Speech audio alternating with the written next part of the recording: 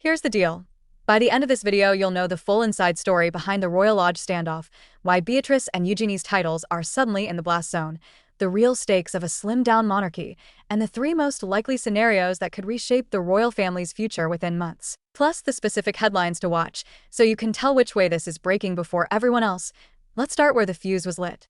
Reports say pressure is mounting over Prince Andrew's long lease at Royal Lodge, a 30-room Windsor estate that's been the York family's fortress for decades.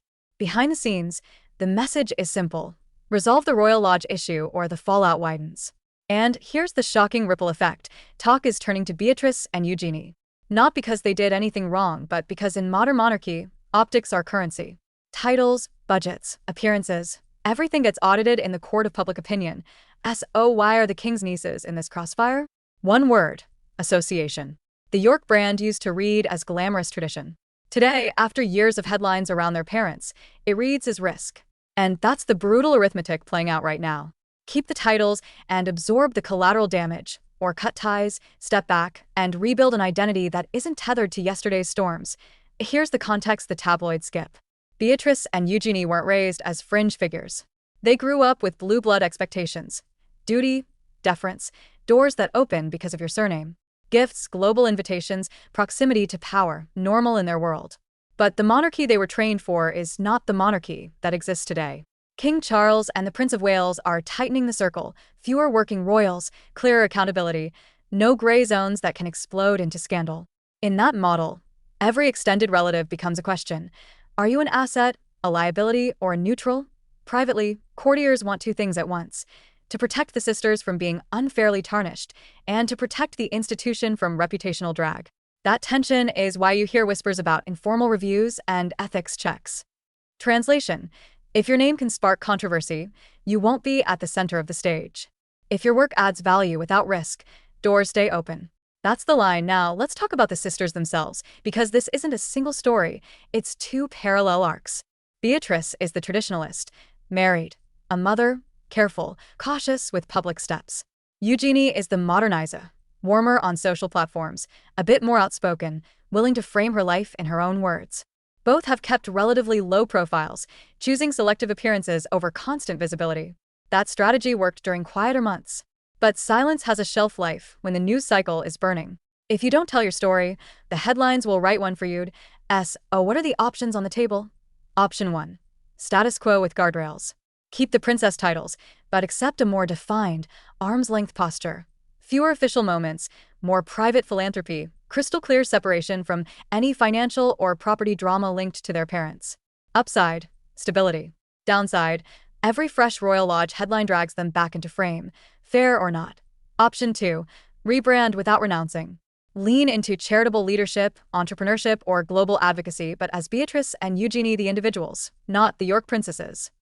That means fewer tiaras, more TED Talk energy, fewer balcony moments, more boardroom and foundation moments. Upside: agency. Downside: skeptics will still see a title first, a resume second. Option 3. The nuclear clarity, voluntary step back from titles. Not exile. Choice. We love our family, but we choose independence. It's radical, it's clean, and it takes the oxygen out of the "why are we paying for this?" debate. Upside: instant reputational reset and long-term freedom. Downside: a once-in-a-lifetime identity shift and no guarantees the press ever lets them live in peace. Now, about those explosive headlines suggesting hardball from the top of the family tree.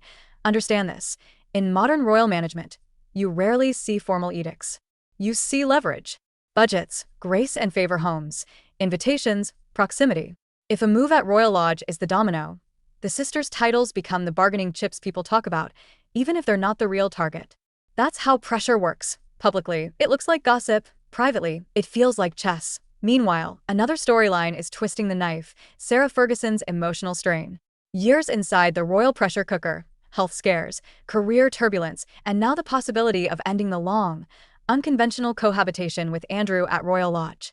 For Beatrice and Eugenie, that's not just a headline, it's home. And when home shakes, so does your decision-making. Do you circle the wagons and stand taller as the Yorks? Or do you put a wall between your adult lives and your parents' past? Let's zoom out. Why does any of this matter beyond palace watchers? Because this is the monarchy's stress test. Can an ancient institution reinvent itself without swallowing its own? Can it protect individuals while protecting the brand? The answer will be written in exactly how Beatrice and Eugenie navigate the next 6 to 12 months. Here's what to watch if you want to read the tea leaves like an insider. First, language. Do the sisters start using their titles less in public bios, charity pages, or event listings? That's a soft launch of option 2. Second, appearances. If they shift toward cause-driven forums, early childhood, tech ethics, environmental entrepreneurship, and away from purely ceremonial events, you're seeing a rebrand in motion. Third, property headlines. Any concrete movement on Royal Lodge, renegotiation, relocation, or exchange will immediately recalibrate the pressure on the York surname. If that dust settles cleanly, option 1 regains viability. If not, the radical clarity of option 3 gets louder. Fourth, palace cadence.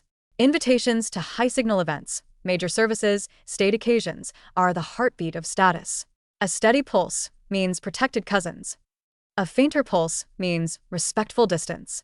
And here's the paradox almost nobody mentions. Giving up a title could actually make them more influential. Not in the balcony sense, but in the 21st century sense, where your impact is measured by the change you deliver, not the crest on your stationery. The public loves a clean narrative arc: privilege, pressure, personal choice, reinvention. If they choose that arc, they'll control the story rather than starring in someone else's. So where do I land? I think both sisters want two things: to honor their family and to raise their kids in peace. The path that delivers both is the one that reduces volatility. If the Royal Lodge saga resolves and the climate cools, expect a careful status quo with a modern twist. Clearer boundaries, more purposeful work, less palace-adjacent noise. If the saga drags on, don't be shocked by a bold, voluntary step that rewrites their public identity overnight. Not rebellion, self-preservation, and remember, the slimmed-down monarchy isn't a punishment, it's a strategy. In a media ecosystem that never sleeps, fewer moving parts mean fewer explosions. Beatrice and Eugenie can still be assets, just not in the old way. The future model looks less like tiaras on a balcony and more like targeted projects with measurable outcomes, delivered by people who happen to be royal, not defined by it. Your move, Windsor. Either the institution makes room for two capable women to contribute on modern terms, or those women will create their own room, and the public will likely applaud the courage it takes to do it. What do you think? Should Beatrice and Eugenie keep their titles and prove a new version of public service from inside the tent, or step outside, choose independence, and end the debate for good? Drop your take below, and if you want more deep dive royal analysis without the noise, hit subscribe. The next chapter of this story is already being written, and when the first domino falls, you'll hear it here first.